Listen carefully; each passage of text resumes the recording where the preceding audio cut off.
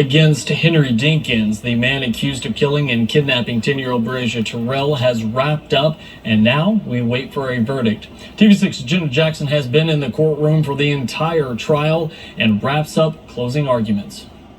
This is something I never wish on anybody else. For Breasia Terrells' family, they've waited years for a shot at justice. The past 3 years, I tell anybody, it's like trying to let a wound heal, and going and seeing all of this now is like somebody done ripped the bandage off the little part that was healed, because this is something that we can never heal completely over. Now, what they want is in the hands of one judge. Tuesday, it was a battle against the evidence during closing arguments, the state saying they had plenty of circumstantial and physical evidence to prove the case against Dinkins. The evidence in this case is overwhelming, and the conclusions are clear. The child was taken from that apartment by a man who was not her father.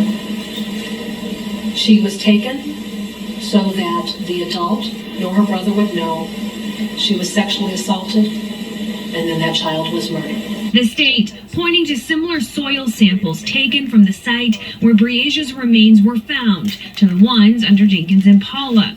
Also to Dinkins buying bleach at the Clinton Walmart, plus statements from Breasia's little brother DL and Jared Brink, the man who said he helped pull a driver out of a ditch near the area where Breasia was found. When you're looking at why are we attacking DL's credibility, what is the point of making him look like the person who's just making things up? Again, it's because he's placing the defendant there where Breasia's remains were found. The defense, on the other hand, calling the state's theory a fairy tale, saying it's not based in fact. There simply is no evidence to support the state's theory that this man committed these crimes.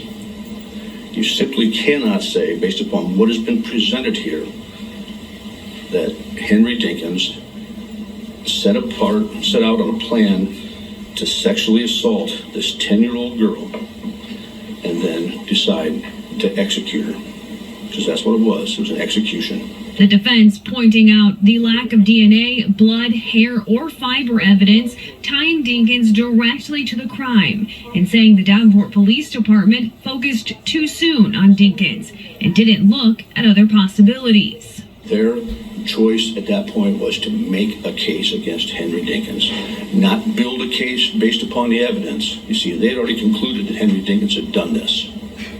And now we're going to build the evidence around that conclusion. Breasia's family, though, they believe Henry Dinkins is guilty, and now they wait for a verdict. Everybody knows what we're looking for. We're looking for justice. Justice for Breasia. We want Breasia to be able to fly free.